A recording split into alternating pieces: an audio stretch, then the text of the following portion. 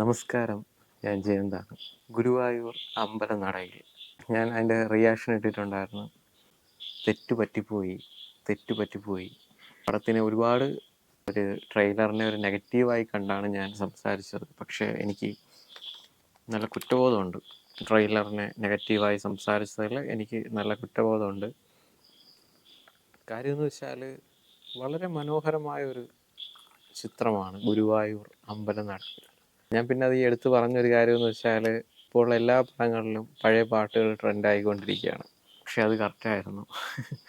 ഇതിലും ഏതൊക്കെയോ കുറച്ച് സോങ്സ് ഉണ്ട്. നമ്മുടെ തമിഴിലെ കുറച്ച് ഹിറ്റായതും അങ്ങനെയൊക്കെ ആയ ഒരുപാട് സോങ്സ് ഇതിലും ഉണ്ട്.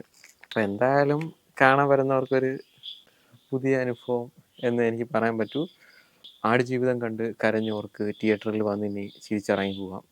അതിൽ അഭിനയിച്ചവരുടെ കാര്യം പറയാനാണെങ്കിൽ ബേസിൽ ജോസഫ്, പൃഥ്വിരാജ്, ഇല വിമൽ, പിന്നെ സിജു സണ്ണി, യോഗി ബാബു, രോമാഞ്ചത്തിലുള്ള ഒരു പുള്ളിയും ഇതിനകത്തുണ്ട്. എനിക്ക് പുള്ളിക്കാരൻ്റെ പേരറിയത്തില്ല.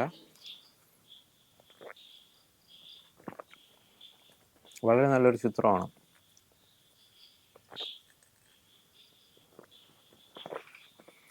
എല്ലാവരും തിയേറ്ററിൽ തന്നെ വന്ന് കണ്ടിരിക്കേണ്ട ഒരു ചിത്രമാണ്. തിയേറ്ററിൽ മിസ്സായാൽ നിങ്ങൾക്ക് അതൊരു വൻ നഷ്ടമെന്ന് എനിക്ക് പറയാൻ പറ്റൂ.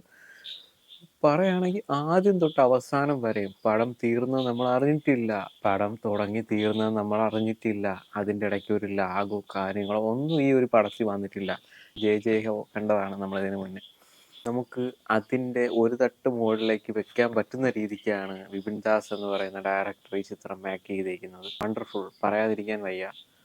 ആടുജീവിതത്തിനെയൊക്കെ എടുത്ത് ഞാൻ നല്ല രീതിക്ക് ഊക്കിയാണ് സംസാരിച്ചത്. പക്ഷേ ഈ ഒരു ചിത്രം നമുക്കൊരു ഒരു കോമഡി അല്ലെങ്കിൽ ഒരു സസ്പെൻസ് ആഗ്രഹിക്കുന്നവർക്ക് തീർച്ചയായിട്ടും 150 രൂപ മുടക്കി കാണാൻ പറ്റുന്ന ഒരു അതിമനോഹരമായിട്ടുള്ള ഒരു ചിത്രമാണ് ഈ ഒരു ചിത്രം. കോമഡി എന്നൊക്കെ പറയുകയാണെങ്കിൽ സിറ്റുവേഷൻ അനുസരിച്ചിട്ടുള്ള കോമഡിയാണ്. നമ്മളിങ്ങനെ അറിയാതെ അങ്ങ് ചിരിച്ചു പോവും. നമ്മൾ ജസ്റ്റ് ഒരു എക്സ്പ്രഷൻ മതി നമുക്കത് ചിരിക്കാനായിട്ട്.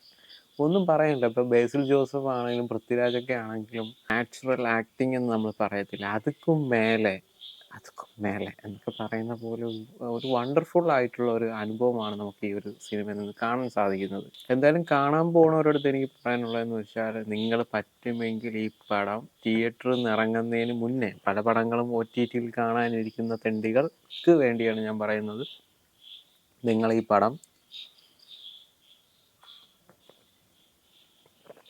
തിയേറ്ററിൽ തന്നെ പോയി കാണണം.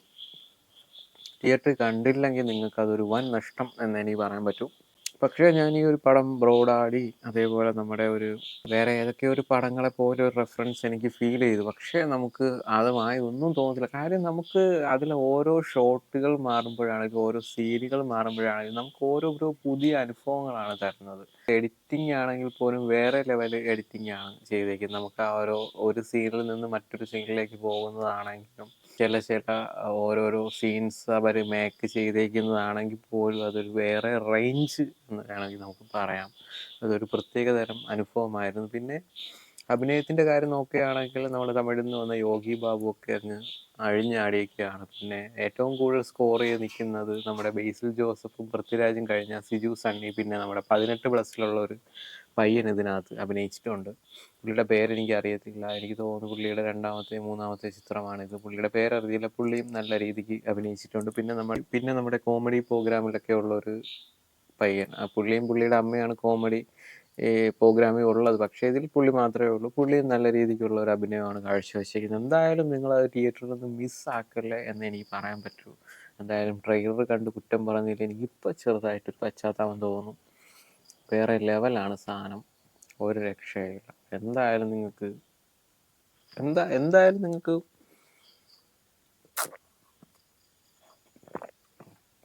ധൈര്യമായി തന്നെ ടിക്കറ്റ് എടുത്ത് കാണാൻ പറ്റുന്ന ഒരു ചിത്രമാണ്. അതിൻ്റെ ആടുജീവിതം കണ്ട് കരഞ്ഞവർക്ക് ഒന്ന് ചിരിക്കണമെങ്കിൽ ഉള്ള കാര്യമാണ് ഞാൻ പറഞ്ഞത്. ചിരിക്കണമെങ്കിൽ വേറെ കുഴപ്പമൊന്നുമില്ല, നിങ്ങൾ പോയി കാണുകയൊന്നും വേണ്ട. നിങ്ങൾ പോയി കണ്ടില്ലെങ്കിൽ എനിക്കെന്ത് കുഴപ്പം? നിങ്ങൾ വേണമെങ്കിൽ പോയി കാണുക. നിങ്ങൾ കണ്ടില്ല എന്ന് വെച്ച് എനിക്ക് വല്ല നഷ്ടമുണ്ടാകും? ഞാൻ എന്തായാലും കണ്ടു, എനിക്ക് എന്തായാലും ഇഷ്ടപ്പെട്ടു. അപ്പോൾ എനിക്കെന്തായാലും അത് പറയണമെന്ന് തോന്നി. അതാണ് നിങ്ങളുടെ അടുത്ത് ഞാൻ പറയുന്നത്. നിങ്ങൾ കണ്ടില്ലെന്ന് വെച്ച് എനിക്ക് ഒന്നും നഷ്ടപ്പെടാനോ ഒന്നുമില്ലല്ലോ. പിന്നെ പക്ഷേ അത് ഇറങ്ങി കഴിയുമ്പോഴത്തേക്ക് തോന്നും, നാശം, തിയേറ്ററിൽ വന്ന് കാണാനുള്ളതായിരുന്നു. ആ ഒരു തോന്നൽ വരാതിരിക്കാൻ വേണ്ടി പറഞ്ഞതേ ഉള്ളൂ. വേറെ ലെവൽ പറയാതിരിക്കാൻ വയ്യ, വേറെ ലെവൽ സാധനം.